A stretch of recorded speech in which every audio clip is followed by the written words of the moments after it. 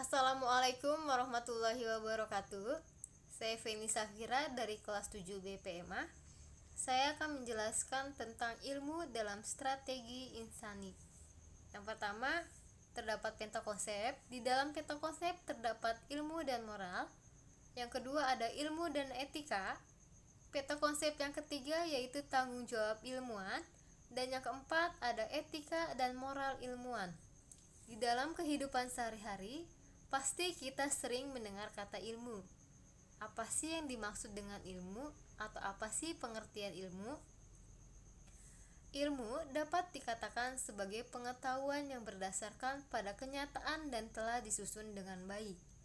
Ilmu juga dapat dikatakan sebagai pengetahuan tentang suatu bidang yang disusun secara bersistem. Pengertian selanjutnya mengenai moral. Di dalam Kamus Umum Bahasa Indonesia dikatakan bahwa moral adalah penentuan baik buruk terhadap perbuatan dan kelakuan.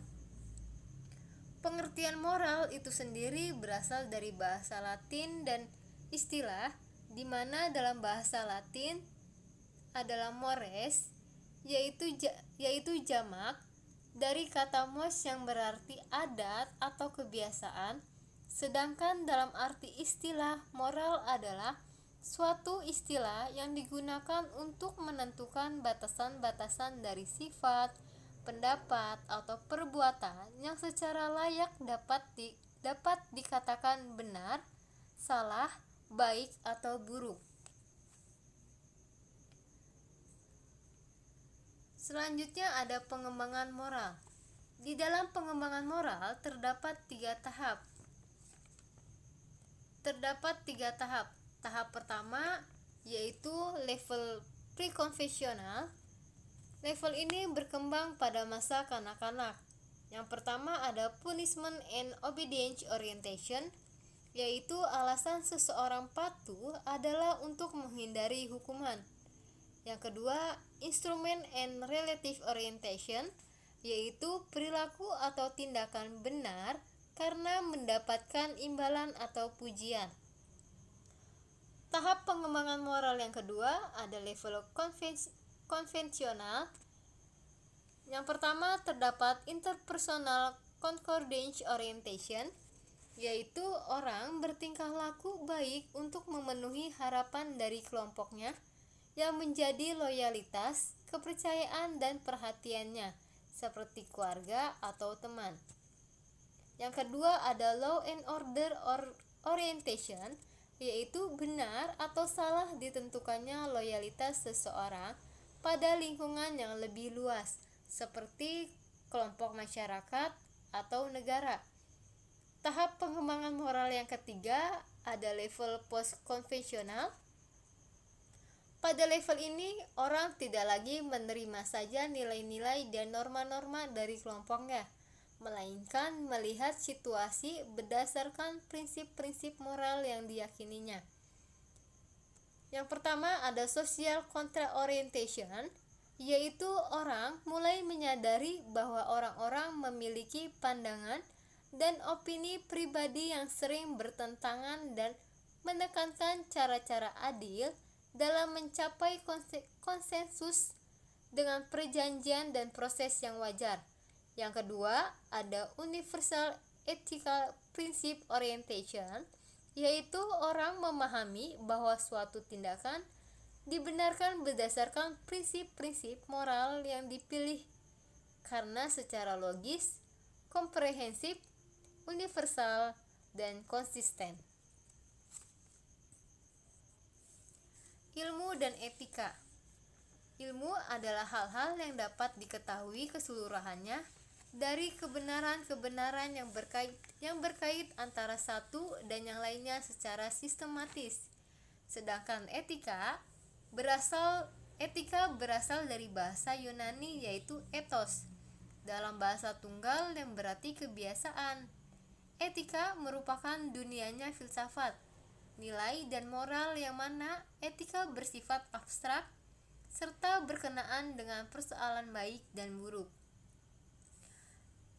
Terdapat sifat-sifat ilmu. Sifat ilmu yang pertama yaitu rasional. Rasional itu proses pemikiran yang berlangsung dalam ilmu itu harus dan hanya tunduk pada hukum-hukum logika.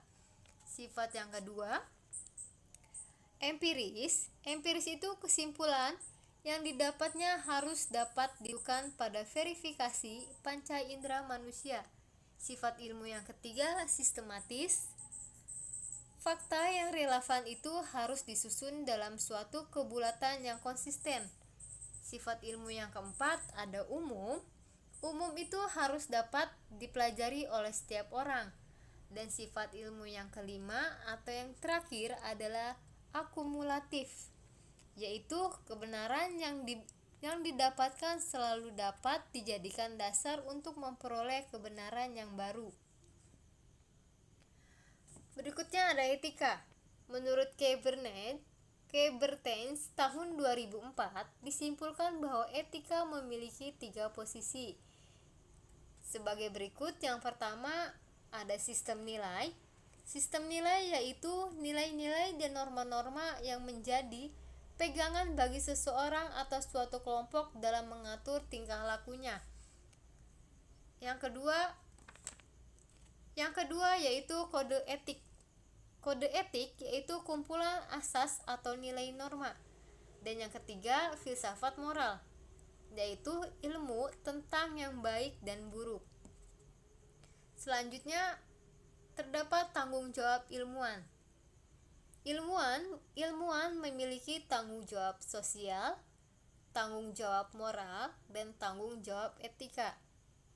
Akan diuraikan berbagai tanggung jawab ilmuwan berkenaan dengan sosial, moral, dan etika. Nah, yang pertama tentang tanggung jawab sosial. Tanggung jawab sosial ilmuwan adalah suatu kewajiban seseorang ilmuwan untuk mengetahui masalah sosial dan bagaimana cara menyelesaikan permasalahan sosial. Dan yang kedua ada tanggung jawab moral. Tanggung jawab moral tidak dapat dilepaskan dari karakter internal dari ilmuwan itu sendiri.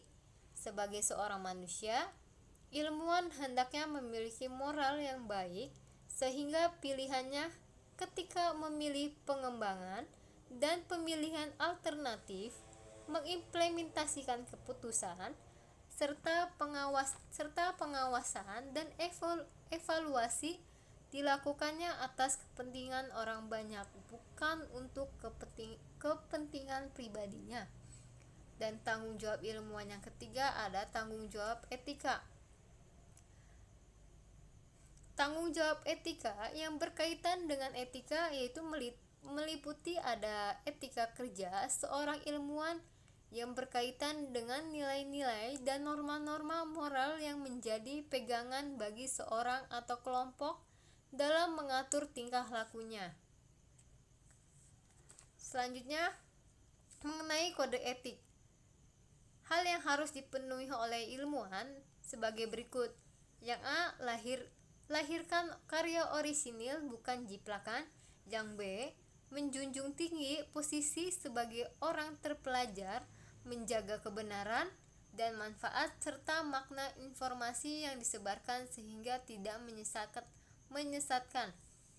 Yang C, menulis secara cermat, teliti dan tepat. Yang D, bertanggung jawab secara akademis atas tulisannya. Yang E, memberi manfaat kepada masyarakat pengguna. Kode etik yang F yaitu menjunjung tinggi hak, pendapat atau temuan orang lain. Dan yang G yaitu menyadari sepenuhnya bahwa 3 pelanggaran kode etik berakibat pada hilangnya integritas penulis jika melakukannya. Berikutnya ada etika dan moral ilmuwan. Ciri-ciri ilmuwan yang pertama yaitu dari cara kerja. Cara kerja untuk mengungkapkan segala sesuatu dengan metode sains yaitu mengamati, menjelaskan, merumuskan masalah, melakukan eksperimen, mengumpulkan, dan menganalisis data, membuat kesimpulan. Yang kedua, ciri ilmuwan yang kedua yaitu dari kemampuan menjelaskan hasil dan cara memperolehnya. Dan yang ketiga yaitu dari sikap terhadap alam dan permasalahan yang dihadapinya. Berikutnya, etika dan moral ilmuwan tentang sikap yang harus dimiliki oleh seorang ilmuwan. Yang pertama, ada hasrat ingin tahu yang tinggi. Yang kedua, tidak mudah putus asa. Yang ketiga, terbuka untuk dikritik dan keempat, menghargai dan menerima masukan. Jujur. Sikap selanjutnya yaitu kritis, sikap kreatif, sikap positif terhadap kegagalan, dan sikap rendah hati. Dan yang terakhir ada hanya menyimpulkan dengan data memadai. Peran dan fungsi ilmuwan. Yang pertama ada sebagai intelektual. Ia berperan sebagai ilmuwan sosial yang selalu berdialog dengan masyarakat dan terlibat di dalamnya secara intensif dan sensitif. Yang kedua, sebagai ilmuwan, ia akan selalu mencoba dan berusaha untuk memperluas wawasan teoritis, memiliki keterbukaan terhadap kemungkinan dan penemuan baru dalam bidang keilmuan. Dan yang ketiga, sebagai teknikus, ia akan tetap harus menjaga keterampilannya dan selalu menggunakan instrumen yang tersedia dalam disiplin ilmu yang dikuasainya. Oke, itu saja yang bisa saya sampaikan. Kurang lebihnya saya mohon maaf. Wassalamualaikum warahmatullahi wabarakatuh.